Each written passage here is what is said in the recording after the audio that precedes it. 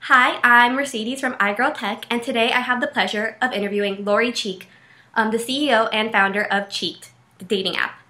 Now, Lori, can you tell us a bit about Cheeked and what makes it different than other dating apps? Well, I feel like almost every dating app out there, it's still the equivalent of online dating. I mean, you take Tinder, for example. I can be in my bedroom flipping through profiles all night long. And these are not about people that are in my vicinity or at the end of the bar. But Cheeked, what I've been trying to do with this for nearly 5 years is to make it an in real life encounter. So the way that Cheeked works is if I'm on a subway or a plane with no connection to the internet and I'm checking out that hottie across from me or in an aisle behind me, I'll get an immediate notification if they're also on the app. So it's basically using a Bluetooth technology. So anyone in a 30-foot radius of you that comes near your path, you get immediately notified that you just missed a connection with Matt M, for example. So I could open up his profile, and if we both decide that we like each other, we can press get cheeky. And if we've both gotten cheeky, then we can start chatting. So that's, in a nutshell, kind of the difference between Cheeked and all these other GPS apps or dating apps that are out there. So we do want to hear about your Shark Tank experience. And so, what goes into Shark Tank and what did you have to do to prepare for it? Oh my goodness. So I guess I actually applied online. Took me like 5 minutes, I think, initially 2 years ago to get on the Shark Tank. A friend of mine sent me the link and they said, fill this out. And I did. And I think like 4 months later, I ended up getting a phone call from LA. I saw on my area code 310 and they said, hello, this is ABC Shark Tank producer. And I started screaming. Not even knowing what I was still had ahead of me, but it was like one of the most intense experiences of my life. It took almost a year from the day I applied to the day that it aired, and I think 40,000 plus applicants applied during my season, and something close to 80 people actually air on that season. So it's kind of an honor to get accepted, even if you don't do so well. I mean, I think the placement on Shark Tank is worth $8 million of ad money, from what I hear. So that's worth it, whether you get eaten alive or not, but it just depends on how much you can handle it. But they started sending me application after application, handwritten stacks of papers, and they would take hours to fill out, and they'd give you 4 days to do it. It had to be back in their hands in LA, so you had to overnight it. I mean, all that stuff cost quite a bit of money, and just even my partner back then had, he didn't believe I was going to get on it. And I said, I might need your help to fill out some of this application because a lot of it is, I didn't understand what half the sentences even meant. I mean, it was so business and technical. Anyway, he said, oh, Lori, come on, you're not going to get on that show. 50,000 people apply for that. What are the chances? And I'm like, huh? I'm doing this with or without you. So finally he helped me.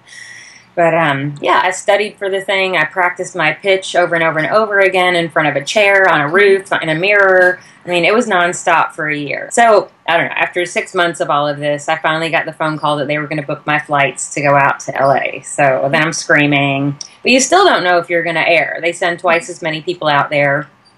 And I remember getting out to LA, and I was more nervous than I've ever been in my life for the 4 days leading up to it. I felt like I couldn't talk, I couldn't smile, I couldn't laugh, I didn't want to eat. I just didn't even know what was getting ready to happen to me. So, yeah, I went down that hallway, and there they all were, and I thought the words were not going to come out of my mouth. My heart was beating in my throat.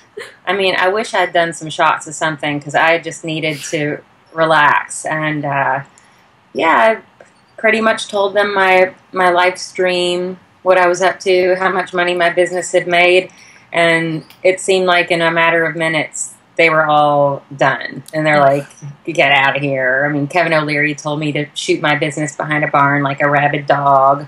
Whoa. And yeah, I mean, he's known for that. And the whole time I kept thinking, this is reality television, this is for a story, just stay strong.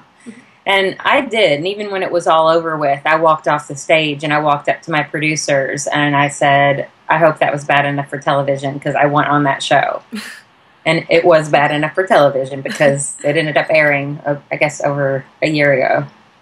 So, from that experience of them, shooting you down, what I'm assuming you went back to the work table and like try to revamp your business. And what did you do in order to like make it better? So, I had gotten a new partner on board, not this one that didn't want to help me with the application, but someone else, and he bought out my old partners, and he just believed in me and how strongly I believe in my business and my concept. So he bought them out, and he's a serial entrepreneur, very tech savvy and smart. And after that show aired, I felt like there was a dark cloud above my brand after that, like for months after it. And he suggested that we sit down immediately after the show aired and talk about how to rebrand, rebuild, and potentially pivot the idea into something bigger and better. So within 1 month after that show aired, we were on our path of building this new app, which I explained earlier, and he helped finance this app as well. So I feel like I had an angel drop down in front of me when this guy showed up and said, I want to be a part of this. So yeah, we basically got the hottest app developers in New York City working on this, and we've been working with them for over a year now on that app, and it just went live with most of the fixes completed yesterday, so I'm very excited. Yay! Okay, you were saying that your new partner helped finance your business. I was wondering if there was any other people who were helping finance? Well, this is kind of an interesting way of financing, but, I had a savings account forever, and I had funded my own business with nearly $120,000, and that was the figure I went in and told the sharks, and they're like, you're crazy. How do you live in New York City? And, through all that time when I'd spent all my money, I basically couldn't pay my rent anymore, and all my friends ended up letting me stay on their couches while I rented out my apartment on Airbnb to keep funding my business. So that was one way I kept it alive during version 1. Yeah, the main chunk of money has come from my new CTO and partner. Nice. So besides like the money thing, were there any mistakes that you made that you feel contributed to the Shark Tank experience?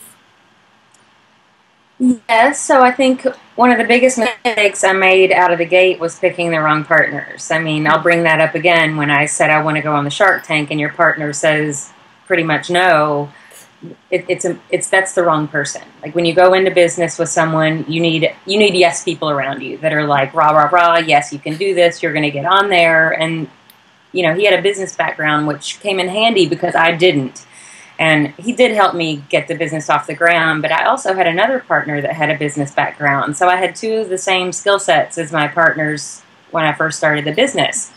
I didn't need two of these same people. I needed a technical person from day one.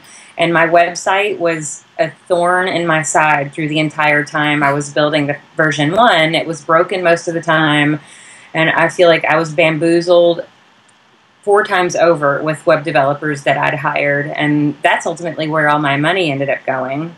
So that was mistake number 2. I also hired a PR firm before my business initially was launched, and I just felt like I put $10,000 in a paper shredder when I realized that I could do my own PR, and I have since then to this day, and I've been covered in the New York Times, Wall Street Journal, Forbes, Inc. magazine. So that was another mistake. I mean, I could sit here and talk about mistakes until you fell asleep. No. But those were some of the bigger mistakes. Just not knowing is, you can't do anything about that. So I didn't know what I was getting into. But the beauty is I've learned all of those mistakes, and I will not make them again. And I feel like I'm practically starting a new business, and I'm a lot smarter now, and I won't be making any of those mistakes I made in the first round. And what do you think needs to happen in order to see more females starting their own businesses?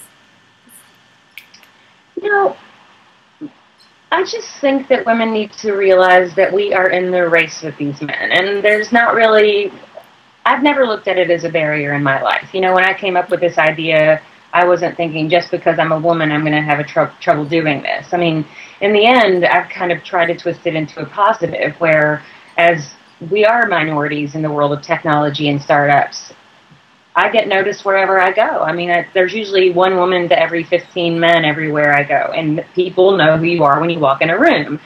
Meanwhile, all these guys, there's so many of them, they get lost in the mix. So Oh, and the other thing is, I always say there's never a line for the women's bathroom. Nice, that's a positive. No, but I just think women need to be strong and believe in yourselves and be leaders and just, stand out and don't give up. And if anyone needs me to cheer them on, they can find me on Twitter, and I'll help. So you had like a lot of difficult days, and I know that you got support from your new partners, but I was wondering what else helped keep you motivated during your difficult days, during that dark cloud of when you were not with your other partner. This roller coaster, it's been a total roller coaster. It has been, I mean, not quite like this, but it's been more like this, just up, down, drastic. But it's also been the ride of a lifetime. I mean, I would not change anything. I mean, through all those mistakes and dark days, I've gotten smarter. I've learned. I've pretty much gotten an MBA by building my own business. And if it cost me $120,000 to do that, I'm okay with that. And, I'm in my gym clothes right now. I can't be doing that at 3 o'clock in the afternoon on a Friday when I've got a full-time corporate job. And, being your own boss, I'm no longer helping someone else build their dreams. I'm building my own dream. And I've always been a hopeless romantic as long as I can remember. And the fact that I might be able to help other people find love, and maybe even myself, I just think it's magical. It's just a magical ride. And I know deep down in my gut that I will make this a success. And I just think my perseverance and staying strong in those dark days is what's going to get me there. When most people would have quit, I kept going. I just want to say thank you for taking your time out of your day to talk to me. And if you guys want to go check out Lori, you can check her out on cheeked.com or go download her app. It just launched again. iPhone, yes, please. Yes, go download it.